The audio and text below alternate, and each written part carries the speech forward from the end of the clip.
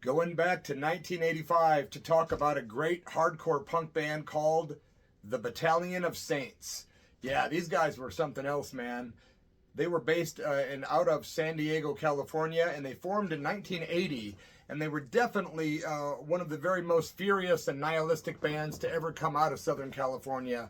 Their music was intense, definitely heavy, bombastic, and I loved it. Yeah, these guys were true nihilists, man. They were heavy, and they had a reputation that preceded them, for sure.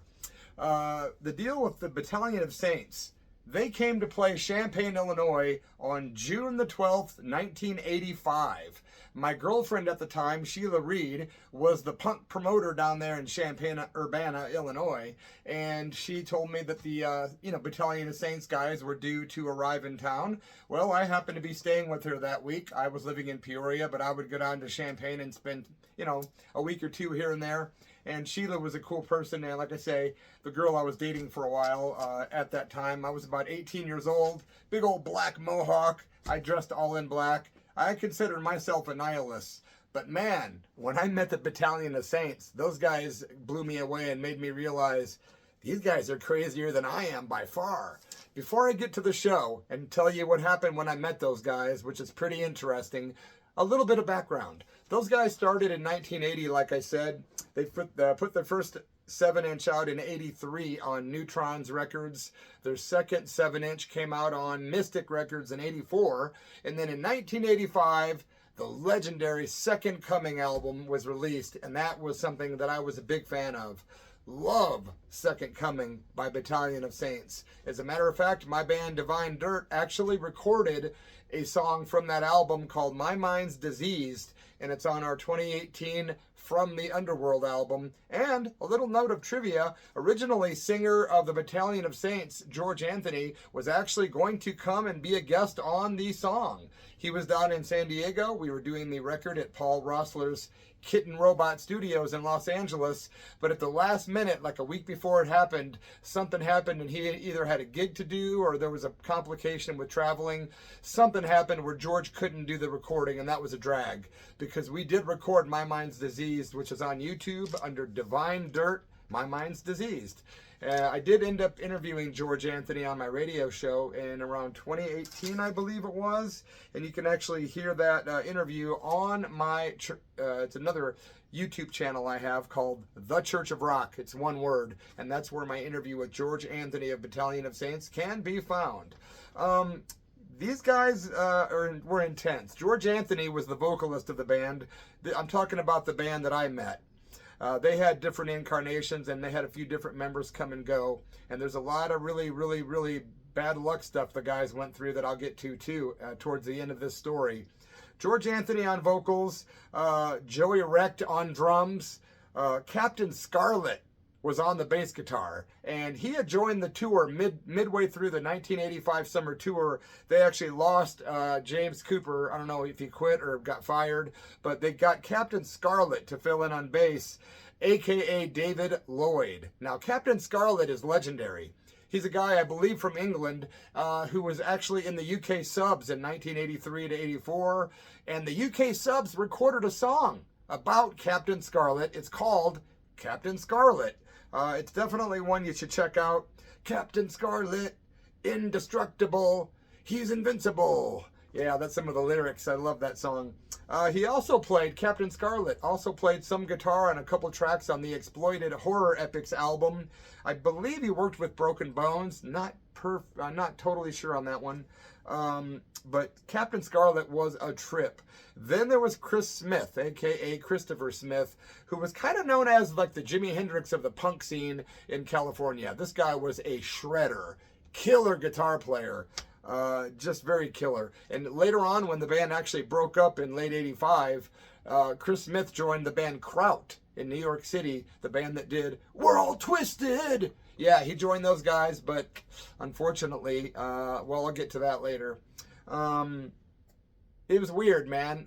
When the guys got to town, they came in this dirty, smelly, total, you could just tell these guys had been doing everything from sex, drugs, and rock and roll in this van. It was very sleazy.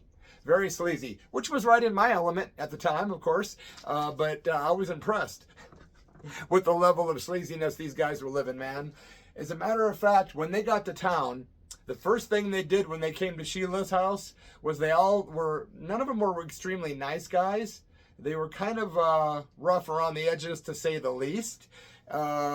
2 or 3 of the guys in the band had a venereal disease when they arrived to Sheila's house, and they wanted us to take them to the health department to get some penicillin or whatever they were being given at the time to knock out whatever they might have had. I have no idea, but they definitely had it. At least 2 of those guys had VD, and that was wild. We were like, geez, what kind of lifestyle are you guys living?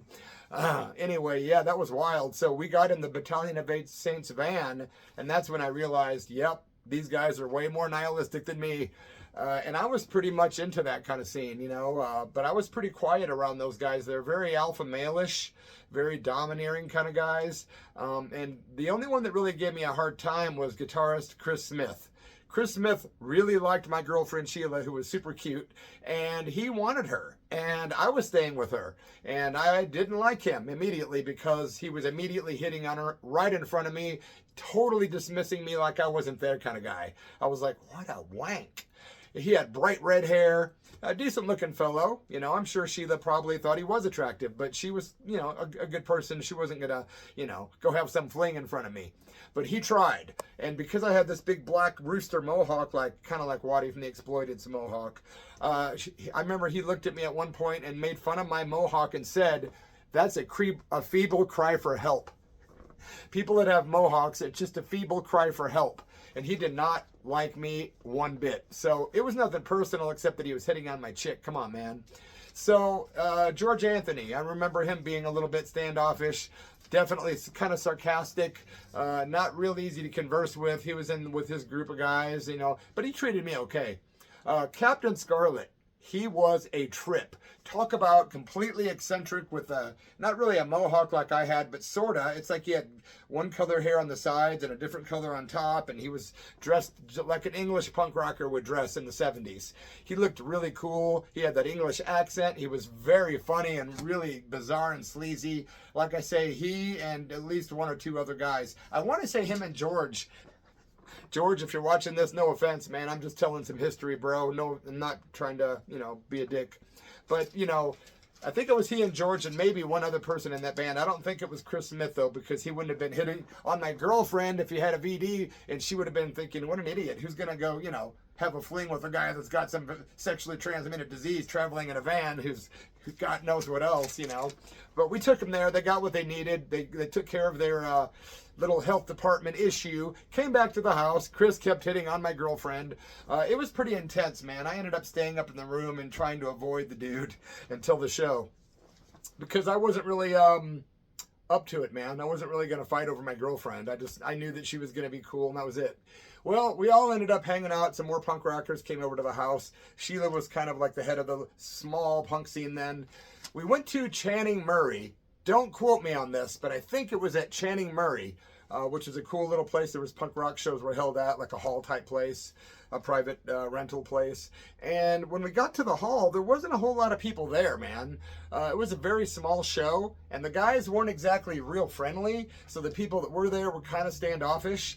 And I got to tell you, when they played, you could hear a pin drop. Even when they were like announced, nothing. Even when they played a song and ended, nothing. No clapping, nothing. It was weird. But I could tell that band had to have been hating that gig. I mean, they only ended up playing 20 minutes. Yeah, 10 songs in 20 minutes. Granted, hardcore punk songs are short, but they only did a short set. I think normally the set lists I researched, they were doing around 13 songs, but they did 10 at this show. Now, they did open up with My Mind's Diseased, my favorite song by Battalion of Saints, and the same one I covered. And man, I wish George Anthony could have appeared on that Divine Dirt album. Damn it. Also, they went into Second Coming. They did a song called Intercourse. Oh. And then they did Right or Wrong. New Rose, I'm pretty positive they did the New Rose song by The Damned. They did Fighting Boys, a song called Solitary is Fun. That has to tell you the mindset of those guys. Solitary is fun. Solitary makes you go mental. Cops Are Out Well, unless you're a yogi. If you're a yogi and you're doing the solitary thing, okay, depends on how your mindset is. But if you're locked away in like a jail cell in solitary, they've proven you go nuts, man. So solitary is fun, okay. And then cops are out, beef masters. Wonder what that's about. And then they did, of course, the legendary cover of the Motorhead song Ace of Spades, which ended out the night. And every time they would stop a song, George Anthony would immediately introduce the next song, and they would go right into it. There was no small talk. There was no pleasantries. There was no, hey, glad you're here. It was just rip and shred right through these songs. And after about the fourth or fifth song, George says, I wrote down the quote. He goes, yeah, this is a noisy audience. I love it. Sarcasm will get you everywhere or nowhere. There was nobody clapping. You could hear a pin drop, honestly. This recording, by the way, is also on my other YouTube channel, The Church of Rock, all one word. Yep, the Battalion of Saints set is on there on a cassette tape. It was recorded. It's nice and noisy. I warn you ahead of time. But I did review this show in my Bloody Mess Publications fanzine later also. And I want to say I did an interview with them back then, but I can't remember because I lost all those fanzines, man.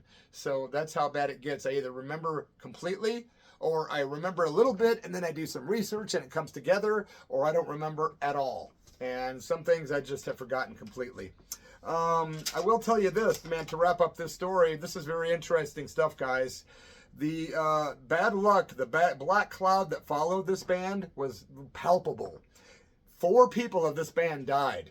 Chris Smith, the guy that hit on my girl, died 1 year later in New York City. There's speculation that it was drug related, but what I could find was he slipped in the tub and had a freak accident, hitting his head and drowning.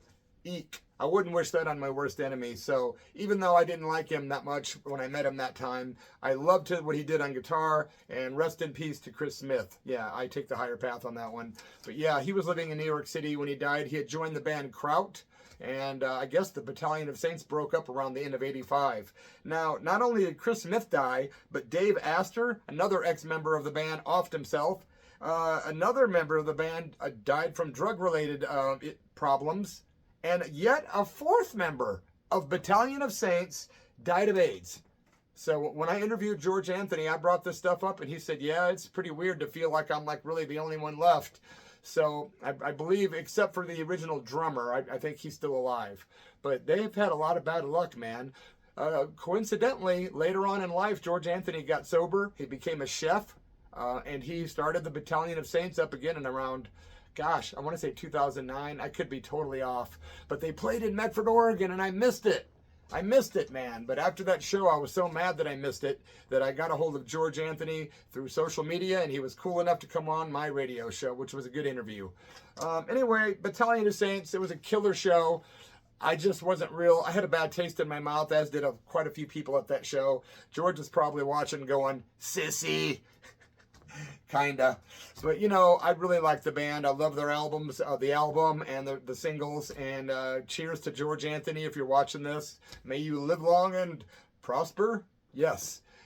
Stick around because tomorrow night, guys, at 7 o'clock, it's Friday, July 5th tomorrow. I'll be going live at 7 o'clock Pacific time to talk punk, rock, and metal. And I'd like to invite you all to come and join me tomorrow night right here at Bloody F Mess Official. Please consider subscribing to this YouTube channel for me. Please do it for Stiff Baiters, man. And also, if you like the story, give it a like, please, and leave a comment. And feel free to share the video on some punk rock pages to help my channel grow. Thanks so much, man. Long live the music of the Battalion of Saints. I think they've finally thrown in the towel, but I'm not positive. Punk rock, stay real. Cheers.